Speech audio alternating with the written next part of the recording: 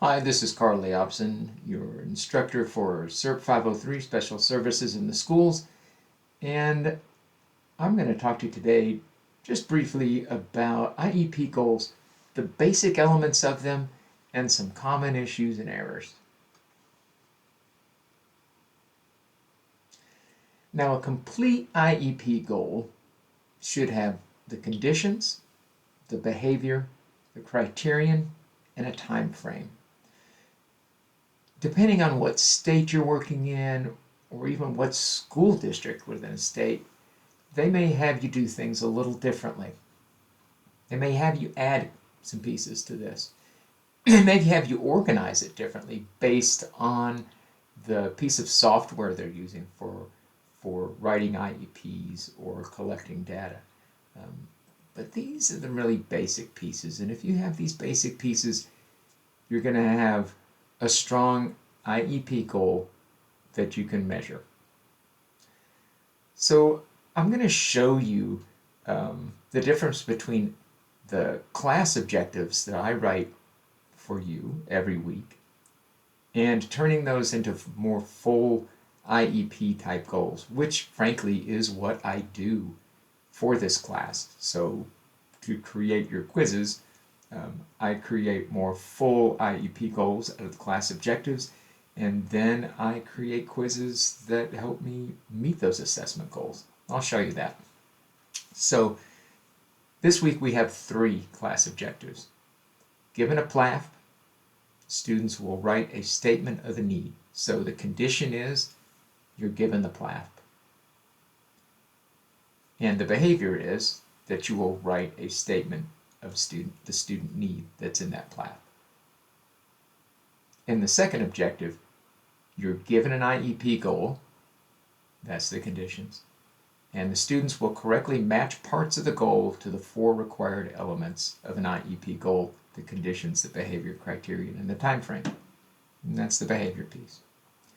And our third class objective is, given an IEP goal, students will identify the poorly written behavior or measurement elements and suggest improvements. Right? So that just keeps it simple. I give you these pieces just so you know where we're going in class. But when I'm creating your quiz and when I'm trying to figure out exactly what I'm going to teach to get you to the point where you can answer the quiz questions, I actually turn these into fuller IEP style goals. For instance, on the first one, given a PLAF statement, that's the conditions. So I create a PLAF statement. Students will write a statement of the student need. That's the same, that's the behavior. In 3 out of 3 scenarios as measured by a quiz in the D2L course site by March 5th, 2025. So those 2 pieces I added are the criterion and the time frame. The criterion says here's how well the student needs to perform that behavior in order to show success in a way that's going to work for them. All right? And the time frame is just when does it have to be done. Now, time frame for us in this class, for your IEP goals type goals that I write for different weekly sessions, has to do with the week-to-week progress. Okay, in an IEP, goals are yearly goals or annual goals. So you would likely set them up to be measured at the end of a year, right? So here are the things that goals like this do in an IEP.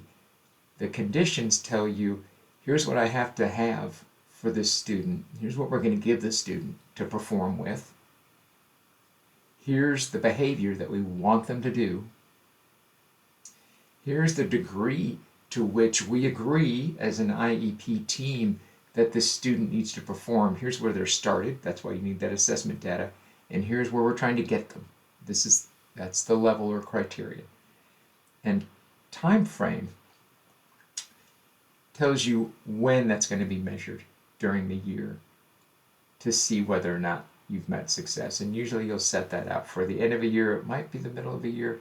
Depends on how your school decides to do things, right? Do they want to run all students on IEPs so that they are measured late in the year, or do we want they're okay measuring them at different times during the year depending on when the students started an IEP? It'll be different in different places where you work. Let's look at another example of this. Given an IEP goal, so this time I'm giving you an IEP goal, students will correctly identify 4 common elements: the conditions, behavior, criterion, and time frame. And then I added the criterion and the time frame. So here, the criterion is in one scenario as measured by a quiz in the D2L course site. And the time frame again is March 5th, because that would be the end of this weekly session for this semester. Also notice that the criterion, it tells you how well the student needs to perform, but you can also include in that criterion how it's being measured. In some districts and states, LEAs, PEAs, however your teaching situation is organized, will require that. But it's nice to have in there because it tells you exactly how to measure it, not just what level is appropriate, but how is it going to be measured? Is it going to be on a quiz? Is it going to be teacher observation? Is it going to be regular monthly assessments? It could differ. So let's look at one more example. Again, given an IEP goal, students will identify and correct poor behavior or measurement elements on 2 out of 2 scenarios as measured by a quiz in the D2L course site by March 5th, 2025. So here, I decided that if you can do this on 2 scenarios, that shows that you're going to be successful, right? And that's enough success for me to believe that you're ready to move on. So, conditions, behavior, criterion, time frame. If you've got all 4 of those elements, you're doing great.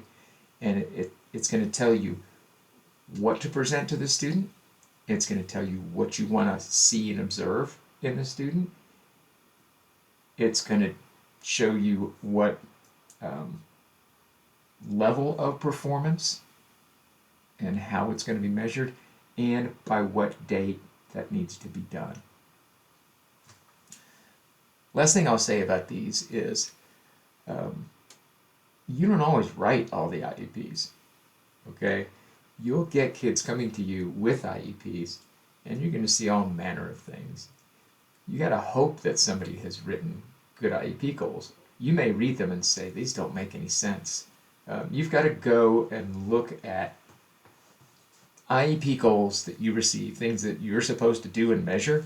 You better make sure that you can understand and measure them. And you may want to rewrite them, which means you have to have a meeting to bring people in to redo these. But that's completely acceptable and really important. If you are given or put in a situation where you can't make heads or tails out of what they want you to do with an IEP goal, much better that you sit down with people and clarify and fix those goals so that they work for you, and then they're going to work for the student. Now, one common issue or error is including non-behaviors in IEP goals, that blue piece. Things like the student will feel, the student will understand, the student will appreciate, the student will develop. Those aren't things that you could easily watch or measure. Okay? You want things that are observable and measurable. Things like, use words like answer, draw, state, write. really watch out if someone has included in IEP goals not doing something, because not doing something isn't a behavior. Like if I don't talk, it's not just the absence of behavior. That is me sitting quietly, right? So think about things that you can see. You can't see something not happening. Think about what you can see happening. You could see a student sit in an area. You could see a student sit quietly. You could see a student wait to be called on. You could see a student make eye contact during instruction. There's a great video that I provide in this week that is an older video from the Arizona Department of Education, but it's 20 minutes of explaining behaviors versus non-behaviors, and if that's something you want more practice on, I would encourage you to watch it, or at least just review pieces of it to see if it makes sense to you. Another thing that's a common error, watch out for the use of percentages and of the phrase of the time in IEP goals. Okay? Here's an example of why percentages can be a problem. When crossing the street, Samuel will look both ways 80% of the time as measured by teacher observation by April 1st, 2025. So what's wrong with this goal? What's wrong with the percentage? It's not enough, right? Like 80% is not enough for safe crossing of the street. It's got to be 100%. And to be honest, most of the time people will not make this mistake. Most of the time the mistake they'll make is putting 100% for everything. Okay? Frankly, I try to keep percentages out of my IEP goals altogether. Okay? You're better off just naming what it is that you want to see. So when crossing the street, Samuel will look both ways in 10 out of 10 monitored attempts as measured by teacher observation by April 1st, 2025. Another good way to look at this is to read a goal and say, how would I measure this? So in the first case, when crossing the street, Samuel will look both ways 80% of the time as measured by teacher observation. Let's say we even said 100% of the time. That doesn't tell us exactly how we're going to do this. The second goal tells us, you know what? We're going to go find a street crossing. We're going to cross 10 different times. And every single time, we're going to check to see that Samuel actually looks. And if he doesn't, we need to do more instruction or adjust our instruction so that we get to 10 out of 10 monitored attempts.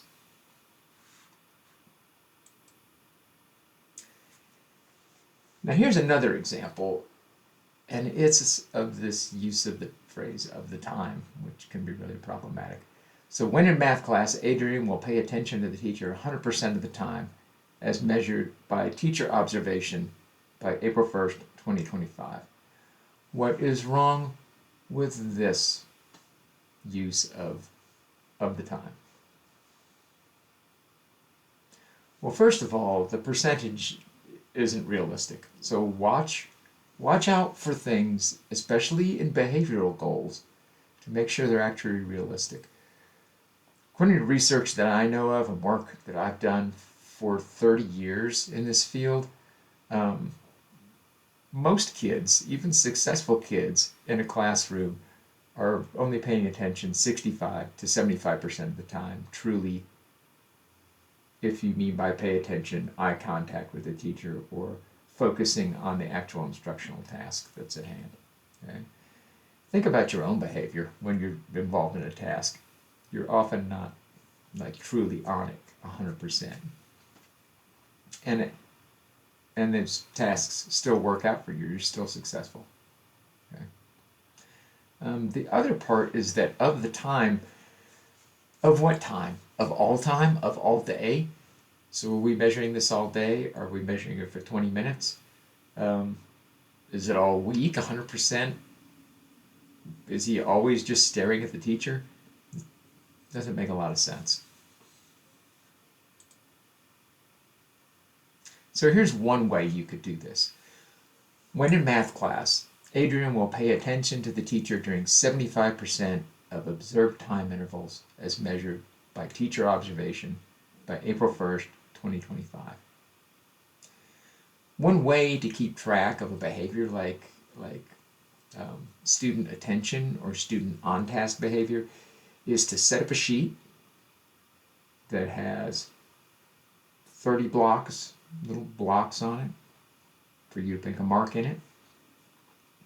You sit and watch the student during a 30-minute period, and at the end of every minute, you look at the student, and if the student has eye contact with the teacher, you put a plus in that box. If they don't have eye contact with the teacher, you put a minus. By the time you're done marking all of those boxes in 30 minutes, then you figure out the percentage of pluses versus minuses, and if it's 75% or above, the students met the goal. If it's lower, they haven't met the goal. But can you see what I mean by the need to have an IEP goal that truly describes for you the conditions, the behavior, the criterion, and the time frame? Like, if those things are in there, you should be able to look at that goal and say, here's how I would do it. Right? If you need assistance, if there's some tricky academic goal or behavioral goal, then I would suggest going to a specialist at your school in those areas, a specialist in that kind of instruction, that kind of reading instruction or math instruction, or a behavioral specialist in your school or in your district, and asking them about ways to measure these things. That can be one really helpful resource.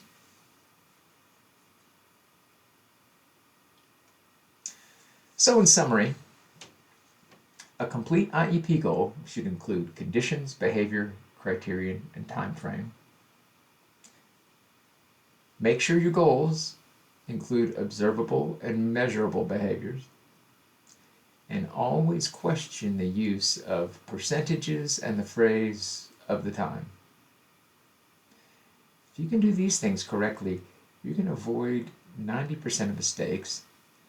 You're going to be able to write your own really good IEP goals, and you're going to be able to correct some poorly written IEP goals so that they work for you and your students. I'll see you in our next lesson.